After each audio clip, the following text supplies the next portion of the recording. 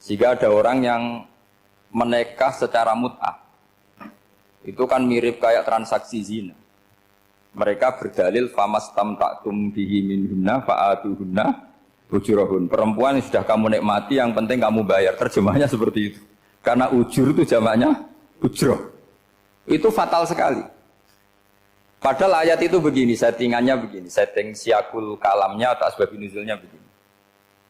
Ini sekaligus, memang saya sengaja ngaji dengan tema yang berat, bentuk penghormatan pada yang ngaji. Kalau temanya ringan kan kayak TPQ.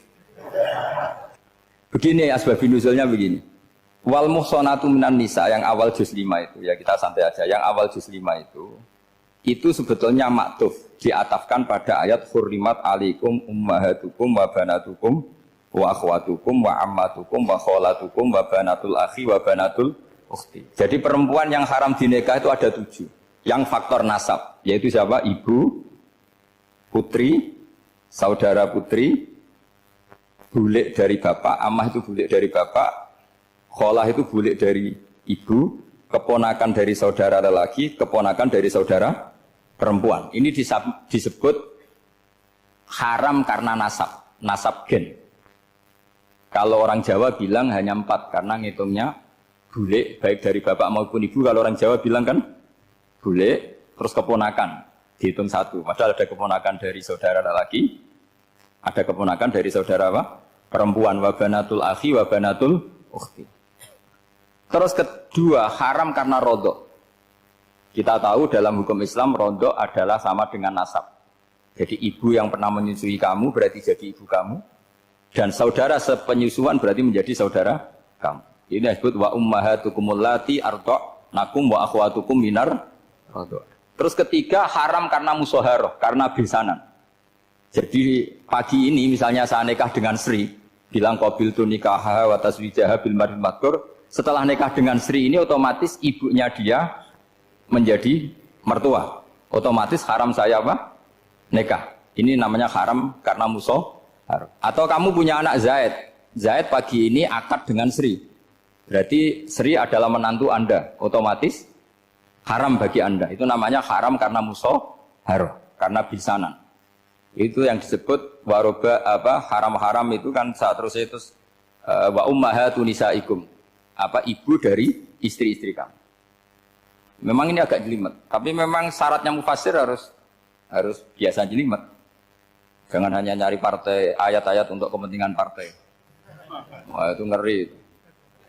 Kacau Quran dipakai kampanye. Terus itu berarti sudah 3 kan? Haram karena nasab, karena rodok, haram karena musaharah. Terus yang keempat ini haram yang bukan karena sebab pada seorang perempuan, tapi karena istri orang. Disebut wal muhsanatu minan nisa. Haram menikahi perempuan yang masih milik orang lain.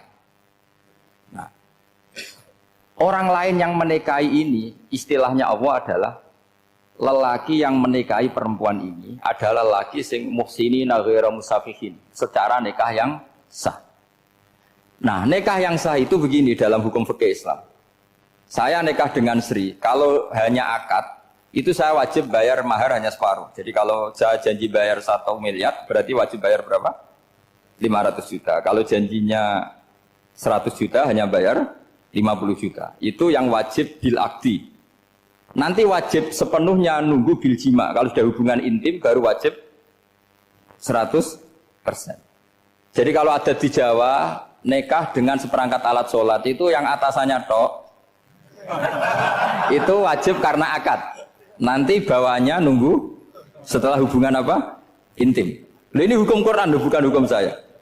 Makanya kan wa in talaqtumuhunna min qabli an tamassuhunna, saat terus fanis suma faradtum. Hanya wajib bayar setengah.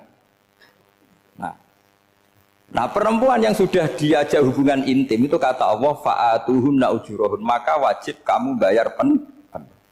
Jadi ayat itu tentang perempuan yang sudah dinikah, kita harus bayar berapa?